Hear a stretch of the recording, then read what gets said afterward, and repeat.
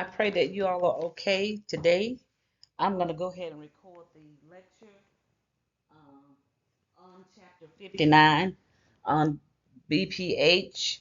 We kind of talked a little bit about this in some like a prior when we talked about the male reproductive system. So it kind of breaks it down a little bit more as we focus really on BPH for the most part. So I'm going to go over those areas that are very significant to you guys for testing purposes, also for just knowledge purposes as well.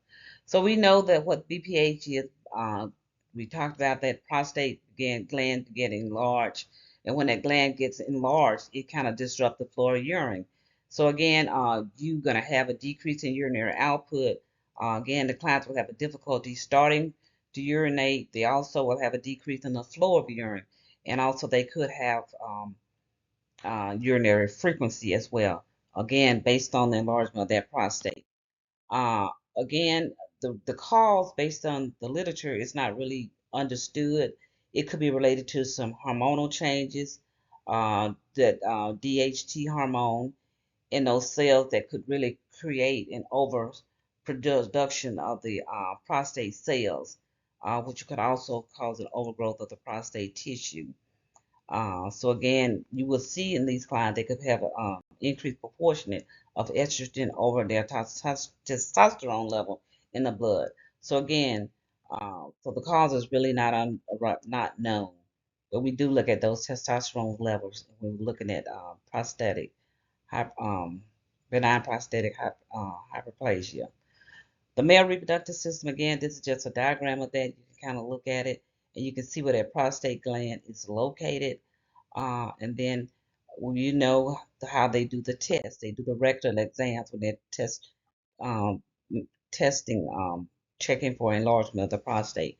And again, this is not a duty that you will be assigned to do. It will be, again, the healthcare provider, the urologist, or an advanced practice person that have been really trained to do the test.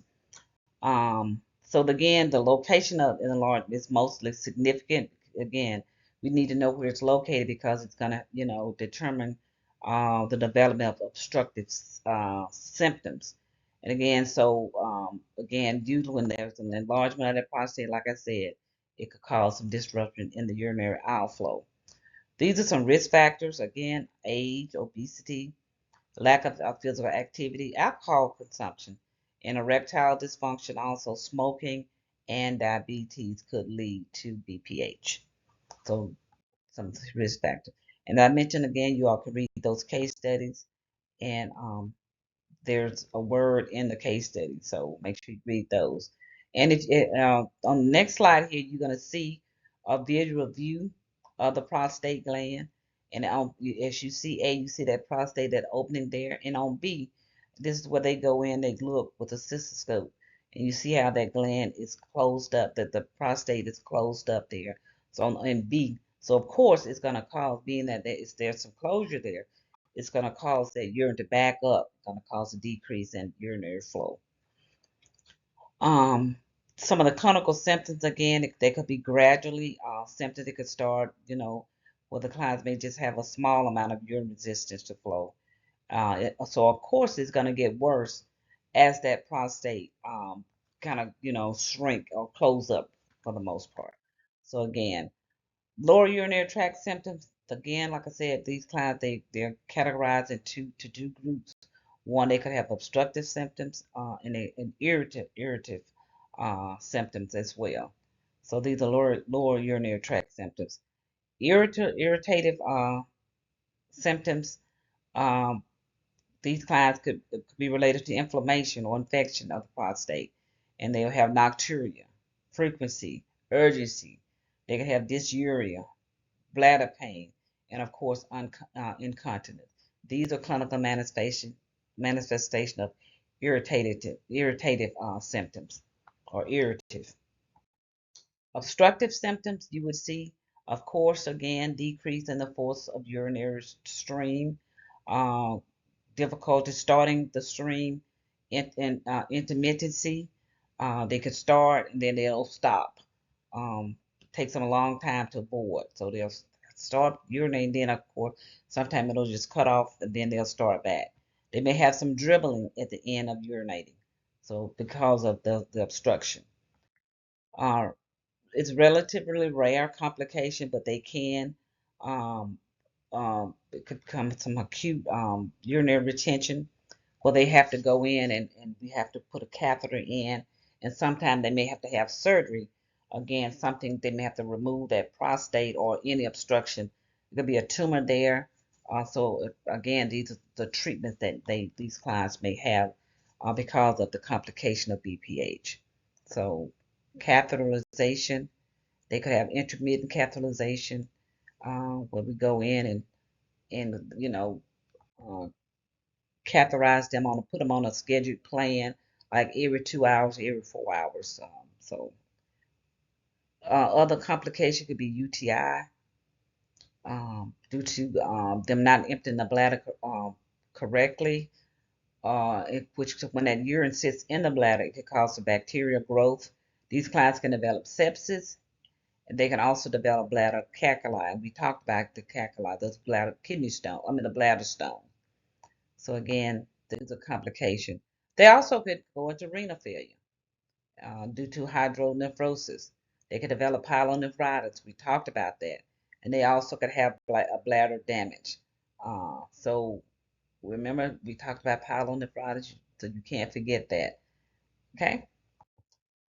So some of our diagnostic studies could be, of course, our H&P, history and physical, digital rectal exam, urine with cultures, PSA levels, serum creatinine levels, and then again some neurological exams also for these clients. So these are our diagnostic tests.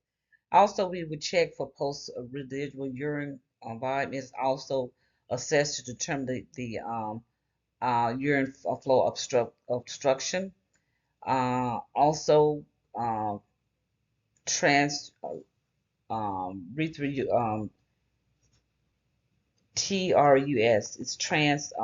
Get it. Make sure I get it right. Transrectal ultrasound is typically ordered. That's that TRS, and this examines the prostate size, and it also can help determine whether or not the client have prostate cancer or whether it's just a benign tumor. Ultrasounds, they do the ultrasounds to check for the size. They also look at the size of the prostate, and they also can do biopsies doing the ultrasound procedure. Uroflowmetry, it's a study that measures the volume of urine that's coming out of the bladder. It also helps determine whether there's a blockage and then determine whether there's a treatment needed. Cystoscopy is a procedure also where they visualize, they look into the bladder, the ureters as well. And they also can determine in that cystoscopy whether or not there's some prostate where the obstruction is coming from. And also they can look at the size of the prostate. The goal here is to restore the bladder drainage, relieve the symptoms, and then prevent any or treat any complication. We know that the treatment is going to be based upon how bothersome it is, how severe those symptoms are. And then again, the treatment is going to be based on relieving or preventing any complications as well. These clients will also alternatives to surgical intervention. Some patients may benefit from drug therapy only or minimal invasive procedure. The most conservative treatment recommended for some patients just what we surveillance, where we just looking, watching, and waiting. So surveillance, like I said, the watchful period, observing these clients, monitoring them. Also, be looking at their PSA score as well. Also, some other conservative changes could be decreasing the intake of caffeine, artificial sweeteners, limiting spicy foods, acids, foods that are high in acid, looking at different medication like the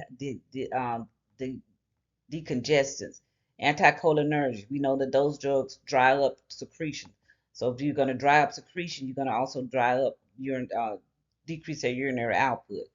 Also, we want to restrict any fluid intake in the afternoon so they don't have to get up at night to go to the bathroom. And again, like I said, we're going to put them on a boarding schedule again, to eliminate the need for further intervention. Again, that boarding schedule, again, tell them to go, try to use the bathroom at least every 2 hours.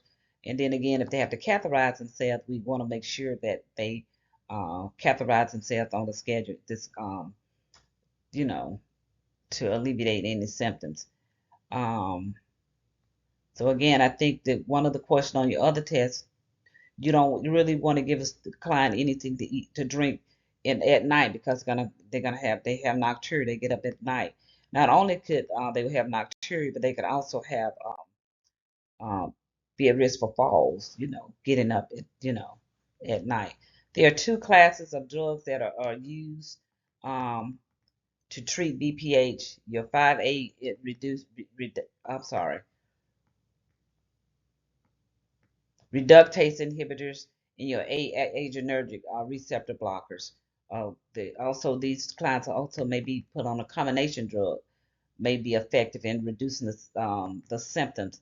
So a combination meaning that you're going to give them a drug that has both of those classifications, the 5A reductase inhibitors and adrenergic blockers.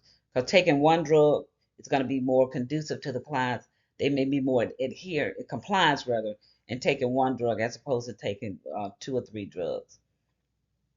So most effective when we use combination drug. This is like a client on a blood pressure medicine, they on an antihypertensive medicine, but also they could have a diuretic uh, um, included, so they don't have to take a pill for help them to urinate or to diurese. So, and also they will that one drug that comes to mind would be um, triamptorine, and that's they will have also a diuretic in that Maxide, and can't even think because I'm on that triamptorine, but it's a combination drug that these clients will have. Um, hydrochlorothiazide also will be considered. These are just some of the examples here of your 5A reductase inhibitors. What these drugs do, they block the enzyme from conversion of the testosterone to DHT. Um, and DHT is, let me get that acronym correctly for you too. Um, it's a diuretic. It's not a diuretic. I'm gonna get back to that. So give me a minute. I've got to get my thoughts together because you're gonna need to know that. Also, these drugs, also your 5A reductase inhibitors, they decrease the size of the prostate gland, which is what we're trying to do also. So again, will help with the urinary outflow. Um, Finasteride is the most effective. These are some drugs that we may put these clients on to help them with the symptoms. That they definitely, if they have those bothersome symptoms. Um, So the most effective for larger prostate with bothersome symptoms, these clients on the finasteride, uh, dutasteride, dutasteride, I'm sorry, and also Jalen. These are drugs that they can use to, like I said, if they're having some really, really bad symptoms. Also, your 5A reductase inhibitors, they decrease the risk of prostate cancer. Now, we can't prevent it. They're not recommended in preventing. So we need to encourage these clients to make sure they get their screening as instructed by their healthcare provider, and when they are taking these drugs.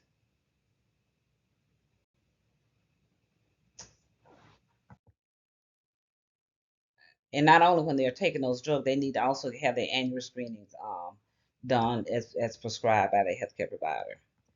Um, Although your adrenergic blockers are more commonly used for treatment of hypertension, these drugs also promote smooth muscle relaxation in the prostate.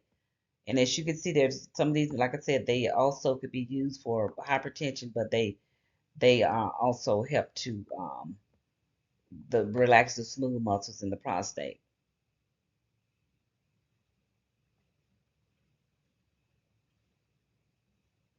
So they do not decrease the size of the prostate, these drugs here. Flomax or tamsulosin is going to be some of the most commonly drugs that you're going to see, a drug that you will see that's being used. As you can see here, prazosin. Prazosin is a drug, like I said, they also use for blood pressure. Uh, Terazosin, Hytrin, you may have seen these drugs also used. Cardor, dioxazine. Again, these are medication that used for blood pressure, but again, they also used to help decrease the size of the prostate gland. So I just kind of went over some of the one. Efluzin, Efluzin, I'm sorry, again, is used, but the most common one you're going to see, you probably see prazosin, terazosin, and tamsulosin, or Flomax. Samsazolene, I'm sorry. I can't get that word out, but the word is tamsulosin. Tamsulosin, also known as Flomax. Gotta give me some water on this one. So again, not only they use, so meaning that you're gonna have to check the client's blood pressure and when they're on these medications. So we talked about erectile dysfunction drug that these clients may use. Also, they may have reduced the symptom of BPH and erectile dysfunction. So Cialis or tadalafil not only used for erectile dysfunction, but it also can be used to reduce the symptoms of BPH. These clients, based on some research, sometimes clients may be taking herbal medicine. It, but with regardless of the fact, there's not been any true, based on the research, that these clients, that these herbal medicines uh, really works. So again, if these clients, if they are on any herbal medication, they need to tell their healthcare provider about it because there could be some contraindication with the prescribed medication versus the herbal medication that they're taking on the over the counter. So as you notice when you're doing your assessment, we always going to ask the clients what medicine you're on, and we also are you on any over the counter medicine, any herbs. So again, because we're trying to see if there's any drug interaction. And this is another case study that I encourage you to read. Remember we talked about that the clients may be on medication, um, but they may also have to have some surgical procedures as well. But they do not usually require hospitalization or catheterization, and they are have fewer symptoms. So some of the invasive techniques, minimally invasive therapies you see is being more commonly done because they have fewer adverse effects. And so we look at the